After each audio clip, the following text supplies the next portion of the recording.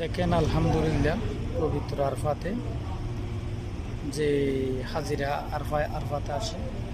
আরফাতে এগুলো হলো হাজিদের ক্যাম্প 2024 সালের হজের জন্য।